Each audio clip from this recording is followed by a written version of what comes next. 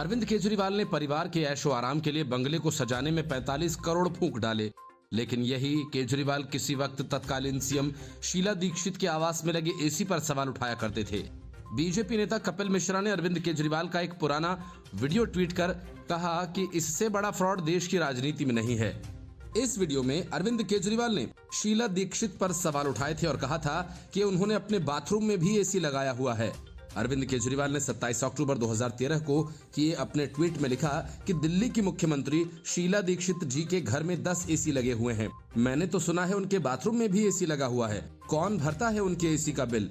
मैं और आप भरते हैं। मेरा तो कलेजा कांप उठता है ये सोचकर कि जब दिल्ली की 40% जनता झुग्गियों में रहती है, तब कोई मुख्यमंत्री कैसे एक आलीशान घर में रह सकता है।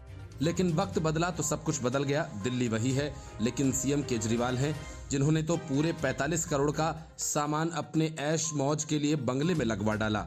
10 एसी क्या, पूरा बंगला ही एयर कंडीशन हो गया। करोड़ों के मार्बल्स, पर्दे लगाए गए, 1 करोड़ से ज्यादा के टीवी सेट्स लगाए गए। केजरीवाल के इसी खेल ने आम आदमी पार्टी का सारा खेल बिगाड़ कर रख दिया। केजरीवाल को लगता है कि हर बार की तरह इस बार भी सिर्फ गाल बजाकर निकल जाएंगे, लेकिन ऐसा होता हुआ दिख नहीं रहा है। बीजेपी ने केजरीवाल के आवास के बाहर अनिश्चितकालीन धरना शुरू कर दिया है। बीजेपी का कहना है कि केजरीवाल अपने महल का दर्शन तो करवा दें, चाहे तो उस पर टिकट लगा लें, ताकि दिल्ली की जनता अपने सीएम का रंग महल तो देख सके। टिकट लगाने से राजस्व का फायदा भी होगा। मतलब कि अरविंद केजरीवाल के आवास पर करोड़ों रुपए के रिनोवेशन खर्च को लेकर अब सड़कों पर सियासी संग्राम छिड़ा हुआ है। बीजेपी इस मामले को लेकर सीएम आवास के बाहर अनिश्चितकालीन धरने पर बैठी हुई है। इससे पहले बीजेपी प्रदेश अध्यक्ष वीरेंद्र सचदेवा ने कहा कि यह बेहद शर्मनाक है। जिस समय दिल्ली समेत पूरा देश कोरोना महामारी से जूझ रहा था, उस समय सीएम अपना शीश महल बनवाने में जुटे थे। इस मामले पर जब तक दिल्ली के मुख्यमंत्री जवाब नहीं देंगे, तब तक ये धरना जारी रहेगा। बीजेपी प्रवक्ता खेमचंद शर्मा ने कहा कि भ्रष्ट मंसूबों के साथ आम आदमी पार्टी सत्ता में आई है, लगातार राजधानी के लोगों को लूटने का प्रयास कर रही है। ये बेहद दुर्भाग्यपूर्ण है। सीएम अरविंद केजरीवाल द्वारा गंभीर परिस्थितियों में करोड़ों रुपए अपने आवास पर ही खर्च कर दिए गए। इतना ही नहीं, इस मामले पर जवाब देने के बजाय अन्य विषयों से दिल्ली की जनता का ध्यान भटकाने का प्रयास कर रहे हैं। बीजेपी नेता का कहना है कि जब तक दिल्ली को हकीकत से परिचित करवाने और पार्टी को सवालों के जवाब नहीं मिलेंगे, तब तक भारतीय जनता पार्टी दिल्ली के सीएम आवास के बाहर अनिश्चितकालीन धरने पर बैठी रहेगी। प्रतिदिन एक सांसद और 2 जिलाध्यक्ष सहित भारी संख्या में कार्यकर्ताओं की मौजूदगी में ये प्रदर्शन जारी रहेगा। आम आदमी पार्टी को इस मामले पर दिल्ली की जनता को जवाब देना ही होगा। सीएम अरविंद केजरीवाल आवास पर करोड़ों रुपए के रिनोवेशन खर्च को लेकर एलजी ने जांच के आदेश दिए हैं, जिसके बाद आम आदमी पार्टी ने एलजी पर पलटवार करते हुए कहा कि उपराज्यपाल द्वारा अपने आवास पर स्वयं रिनोवेशन के लिए करोड़ों रुपए खर्च किए गए हैं, जिस पर एलजी ने जवाब देते हुए कहा कि एलजी आवास सभी के लिए खुला है और सच्चाई यहां पर आकर देखी जा सकती है। Report, news of India. Mallikarjun खड़गे के लायक बेटे प्रियांक उनसे भी 2 कदम आगे निकल गए। मल्लिकार्जुन खड़गे ने पीएम मोदी को जहरीला सांप कहा तो प्रियांक खड़गे ने उन्हें नालायक कह डाला। लगता है कर्नाटक विधानसभा चुनाव कांग्रेस इसी गाली गलौज के साथ जीतना चाह रही है। प्रियांक खड़गे ने कर्नाटक चुनाव से पहले कलबुर्गी में पीएम मोदी की एक रैली के बाद उन पर निशाना साधा। उन्होंने कहा कि पीएम मोदी मालखेड़ा में बंजारा समुदाय से बोलते हैं कि उन्हें चिंता करने की जरूरत नहीं, उनका बेटा दिल्ली में बैठा हुआ है। लेकिन वो ऐसे नालायक बेटे का क्या करें? ऐसे नालायक बेटे के साथ अपना घर कैसे चलाएं? प्रियांक खड़गे ने कहा कि खुद को बंजारा समुदाय का बेटा बताकर पीएम ने बंजारा समुदाय के लिए ही आरक्षण की समस्या खड़ी कर दी। भारतीय जनता पार्टी ने प्रियांक खड़गे के इस बयान पर आपत्ति दर्ज कराई है। कर्नाटक भाजपा के प्रवक्ता ने कहा पीएम मोदी को नालायक बेटा कहकर प्रियांक खड़गे अपने पिता मल्लिकार्जुन खड़गे से भी आगे निकल गए। भाजपा नेता नारायण स्वामी ने कहा कि उनका मुंह गंदा ही है। क्या ये सब चुनाव में जरूरी है? मैं खड़गे जी का आदर करता हूं, क्योंकि मैंने उनके साथ काम किया। वे बेंगलुरु में ऐसे नहीं रहे। मुझे नहीं पता उन्हें दिल्ली जाकर क्या हो गया। अब उनका बेटा भी यही कह रहा है। उन्होंने हमारे पीएम के लिए गंदे शब्द बोले। इससे पहले कर्नाटक अध्यक्ष ने कर्नाटक चुनाव के दौरान कहा था कि पीएम मोदी जहरीले सांप की तरह हैं। आप सोच सकते हैं कि ये जहर है या नहीं। यदि आप इसे चाटते हैं तो आप भी मर जाएंगे। खड़गे के इस बयान पर पीएम ने भी प्रतिक्रिया दी थी। उन्होंने कांग्रेस पर निशाना साधते हुए कहा था कि आज जब मैं भ्रष्टाचार के खिलाफ लड़ रहा हूं तो कांग्रेस सबसे ज्यादा परेशान है। कांग्रेस अब धमकी दे रही है। वे कहते हैं मोदी तेरी कब्र खुदेगी। वे मेरी तुलना सांप से कर रहे हैं और लोगों से वोट मांग रहे हैं। मेरे लिए देश की जनता भगवान शिव का रूप है। मैं भगवान रूपी जनता के गले का सांप बनना स्वीकार करता हूं। कर्नाटक की जनता उन्हें मुंहतोड़ जवाब देगी। 10 मई को उत्तर दें। विरोध के बाद अब खड़गे ने इस बयान पर सफाई दी। उन्होंने कहा कि उन्होंने जहरीला सांप पीएम मोदी को नहीं, बीजेपी को कहा था। Report news of India. सरकारी बंगले की साज सज्जा पर 45 करोड़ रुपए खर्च कर अरविंद केजरीवाल ने अपने लिए बड़ी मुसीबत मोल ले ली है। बीजेपी ने इस मामले को लेकर अरविंद केजरीवाल को चारों तरफ से घेर लिया है।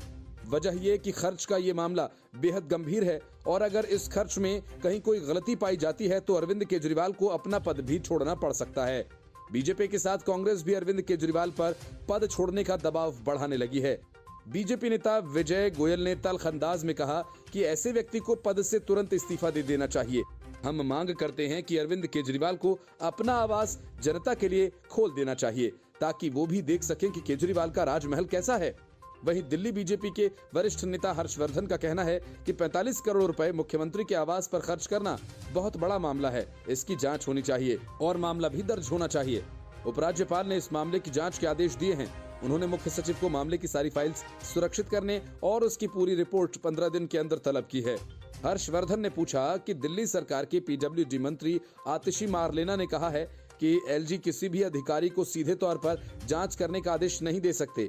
इस पर उनका कहना है कि एलजी दिल्ली सरकार में सबसे ऊपर आते हैं, वो आदेश दे सकते हैं। हम जांच रिपोर्ट का इंतजार कर रहे हैं और उसके बाद केजरीवाल के खिलाफ मामला भी दर्ज किया जाएगा। दिल्ली विधानसभा के नेता प्रतिपक्ष रामवीर सिंह विधोड़ी का कहना है ये जो रिनोवेशन का काम कराया गया है ये गलत तरह से कराया गया है। संविधान का उल्लंघन किया गया है। नियमों का उल्लंघन करते हुए 45 करोड़ खर्च किए गए। आस पड़ोस की 2 बड़ी कोठियां खाली कराई गईं। घर के पीछे सरकारी अधिकारी की कोठी को भी तोड़ा गया। उन्होंने आगे कहा कि दिल्ली के उपराज्यपाल ने दिल्ली के चीफ सेक्रेटरी से रिपोर्ट मांगी है। अगर रिपोर्ट में ये सामने आता है कि नियमों का उल्लंघन हुआ है तो उन्हें पद से इस्तीफा देना होगा। उनके खिलाफ FIR दर्ज होगी। Report news of India. Delhi की जंतर मंतर पर पहलवानों या कहें कि महावीर फोगाट के परिवार का धरना जारी है। इस जगह सियासी दंगल मचाने के लिए प्रियंका वाड्रा आई, रॉबर्ट वाड्रा आए, अरविंद केजरीवाल आए, चंद्रशेखर आजाद आए और अब राकेश टिकैत ने भी इस दंगल में शामिल होने का ऐलान कर दिया। मतलब पहलवानों का धरना सियासत का मैदान बन चुका है और घमासान जारी है। राकेश टिकैत ने ट्वीट कर कहा कि पदक जीतकर उन्होंने विदेशों तक तिरंगा लहराया और देश को गौरव की अनुभूति का एहसास कराया। वो आज मान और सम्मान बचाने की लड़ाई लड़ रहे हैं। इस न्याय की लड़ाई में शामिल होने के लिए हम भी जंतर मंतर दिल्ली पहुंच रहे हैं। सोशल मीडिया पर लोग राकेश टिकैत के इस ट्वीट पर अपनी प्रतिक्रियाएं देने लगे। एक यूजर ने लिखा बस अब यही बाकी रह गया था। एक अन्य यूजर ने लिखा कि अब किसी का बक्कल नहीं तारोगे क्या। एक अन्य यूजर ने लिखा कि हाँ बस आप ही की कमी थी यार।